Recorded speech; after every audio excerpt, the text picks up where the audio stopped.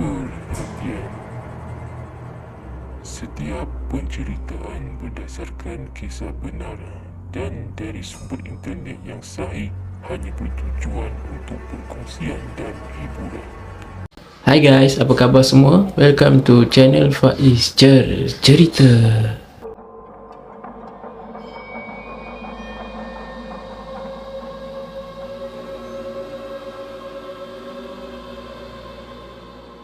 Terima kasih banyak-banyak guys aku ucapkan kepada korang semua yang sudi untuk tengok video kali ni, dan aku harap korang semua yang tengah tengok ni sudi stay tune sampai habis untuk dengarkan kisah dalam video kali ni.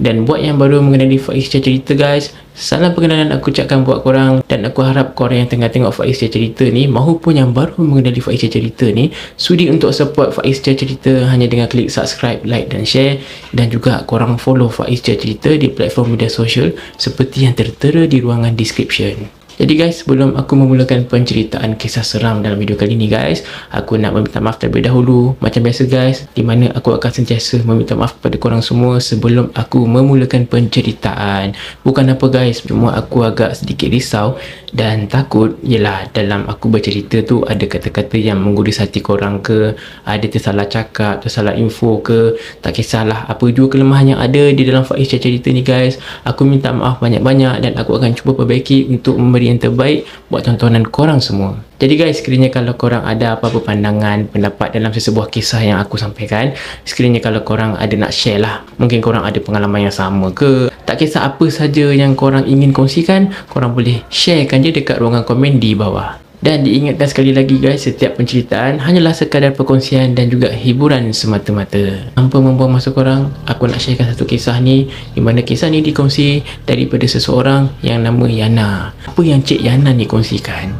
Dia bagi tahu kisah seram yang menimpa ke atas dia ni berlaku sewaktu pada tahun 2007. Lebih kurang dah dalam 16 tahun yang lepas lah guys. Pada tahun tu, Yana bagi tahu dia baru lepas graduate dan dia ada bekerja sebagai admin merangkap guru tuition di salah sebuah pusat tuition swasta yang lokasinya terletak di Shah Alam. Dan kata Yana, untuk sedikit informasi, tempat tuition yang dia bekerja ni ada 3 orang admin dan 3-3-nya adalah perempuan. Sebelum kejadian tu berlaku guys, tempat tuition dia ni ataupun bos dia lah, bos yang punya tempat tuition ni hanya buat perkhidmatan tuition daripada rumah ke rumah. Tapi pada tahun 2007 tu, bos dia nak buka sebuah pusat tuition. Disebabkan itu, yang nak beritahu bos dia ada sewa satu rumah tau. Rumah tu rumah besar dalam 2 tingkat, letak di Shah Alam Seksyen 19. Dan rumah tu dia berdekatan dengan jalan kereta api. Bila bos dia dah sewa sebuah rumah tu, dia dengan lagi 2 orang admin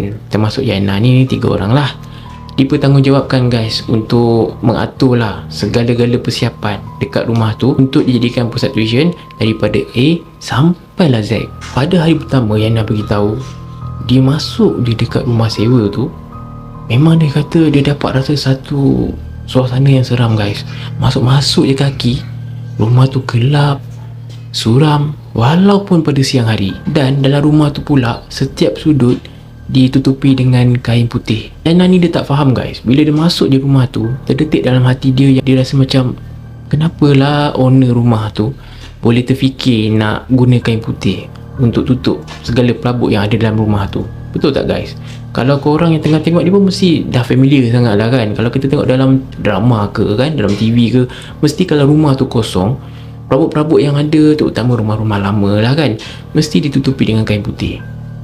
Kain lain tak boleh ke?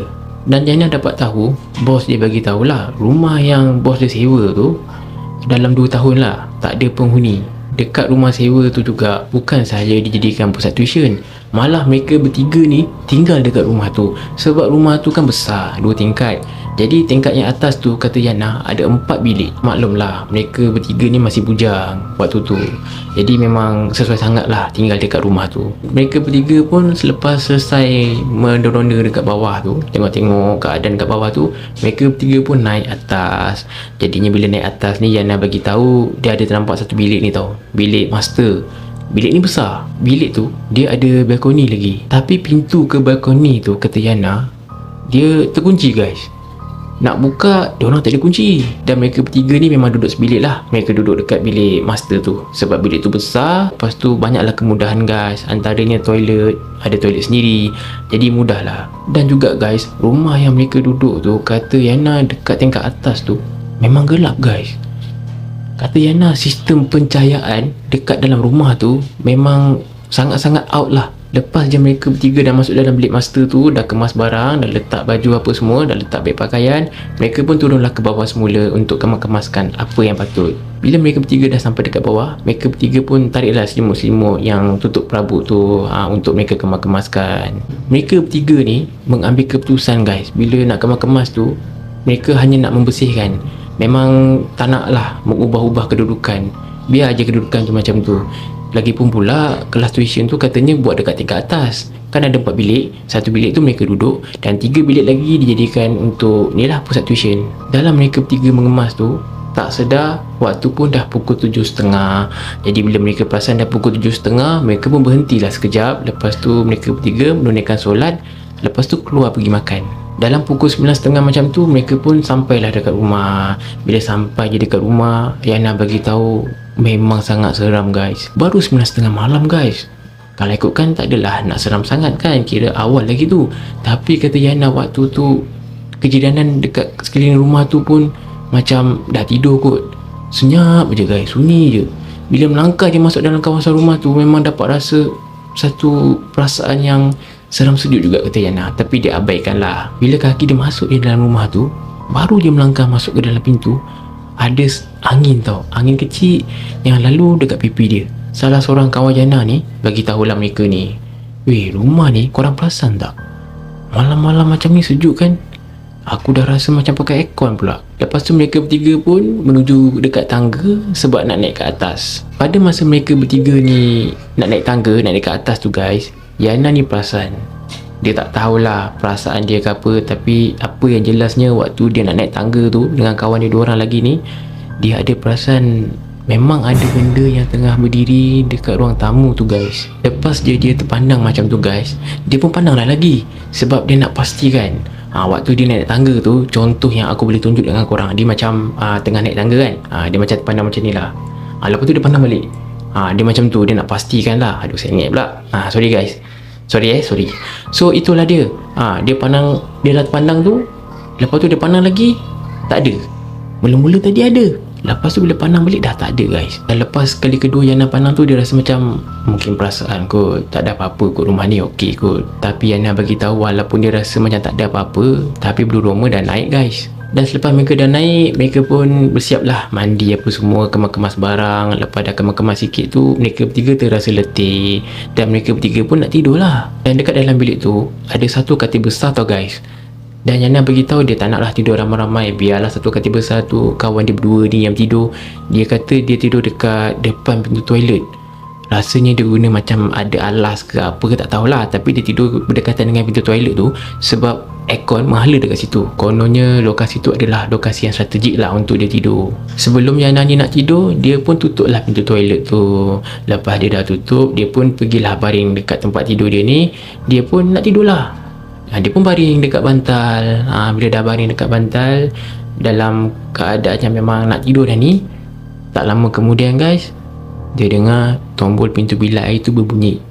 Kan kebiasaannya tombol pintu bilik air ni akan berbunyi sekiranya kalau ada yang menyentuh kan. Tapi selepas dia dah tutup tu memang tak ada sesiapa sentuh pun.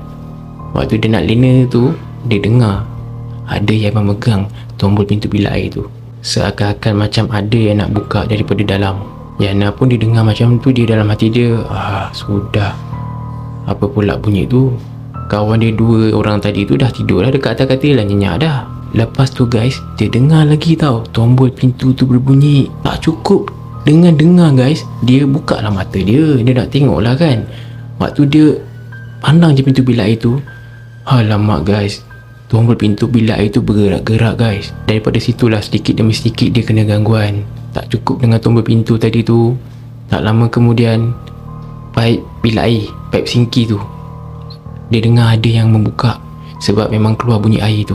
Dia memang tak berani nak pergi bilik air sebab dah dengar macam tu, dah nampak macam tu kan, memang dia tak berani lah guys. Dia pun tutup mata, pejam mata, dan dalam hati dia bacalah apa saja yang dia tahu.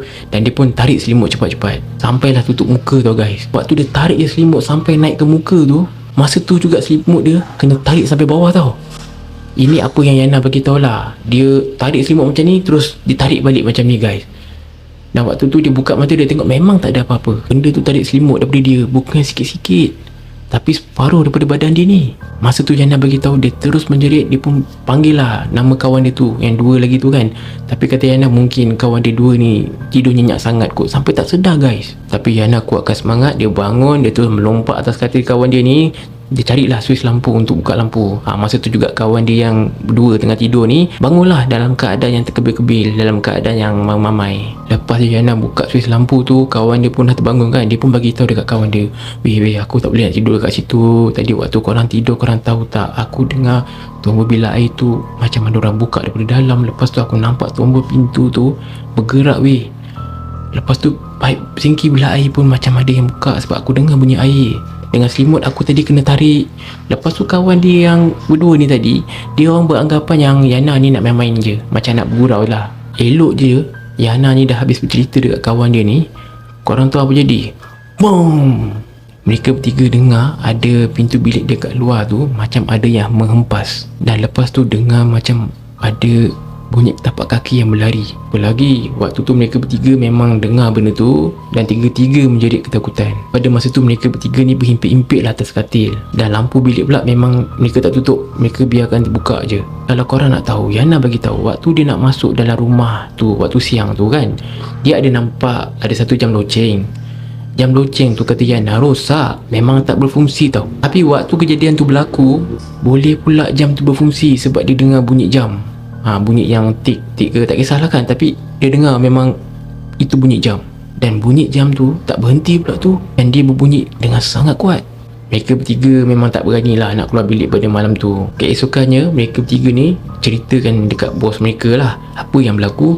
Lepas tu bos mereka ada memanggil seorang ustaz untuk datang dekat rumah tu. Selepas je ustaz tu datang untuk buat pemulihan dan tengok keadaan rumah tu, berjam-celik pun kelas tuition pun bermula. Selepas minggu kelas tuition bermula, keadaan kata Yana dah tak ada apa-apa yang berlaku, dah menjadi normal. Dan apa yang Yana bagi tahu, ustaz tu bagi tahu mereka benda tu nak tumpang sekejap je, tak ada apa-apalah sebab rumah ni dah lama tak ada penghuni. Itulah apa yang ustaz tu bagi tahu kat mereka. Tapi apa-apa pun lepas tu keadaan memang dah tak ada apa-apa yang berlaku, semuanya dah pulih guys. Jadi guys, terima kasih banyak-banyak lah sebab korang sudi untuk tengok video kali ni. Dan aku harap korang semua yang tengah tengok ni sudi stay tune sampai habis untuk dengarkan kisah ni. Itu sajalah perkongsian untuk kisah seram dalam video kali ni guys. Itulah apa yang dikongsikan daripada seseorang ni yang nama Yana. Jadi terima kasih jugalah kepada Yana sebab sudi untuk kongsikan kisah ni. Jadi guys, kalau korang pun ada kisah seram, kisah-kisah misteri yang korang sudi untuk kongsikan, korang boleh emailkan jadi Faiz Cerita. Jadi bolehlah aku kongsikan dalam video akan datang lah, sekiranya kalau korang tidak keberatan. Dan kalau korang ada pengalaman macam Yana ni, cuba korang komen dekat bawah macam mana korang boleh kena dengan gangguan tu dan apa tindakan korang waktu tu guys. Terima kasih banyak-banyak sebab sudi untuk tengok video ni, dan aku minta maaf banyak-banyak sekiranya kalau ada kelemahan dan kesilapan. Mungkin aku ada tersalah cakap dan sebagainya. Mungkin juga ada kesilapan teknikal macam rambut ni tadi jatuh, minta maaf guys. Aku akan pastikan tidak akan berulang lagi. Tiba-tiba je pula dia jatuh. Apa-apa pun guys, aku nak minta pada korang semua tengah tengok ni, please support Faiz Cerita dan stay support. Aku tak dapat nak belah jasa kebaikan korang semua yang sudi untuk support, tapi aku akan sentiasa mendoakan korang semua yang tengah tengok ni agar dilimpahkan rezeki yang sangat luas, dikurniakan kesihatan tubuh badan yang baik. Amin. Okay guys, stay tune untuk next video InsyaAllah. Assalamualaikum.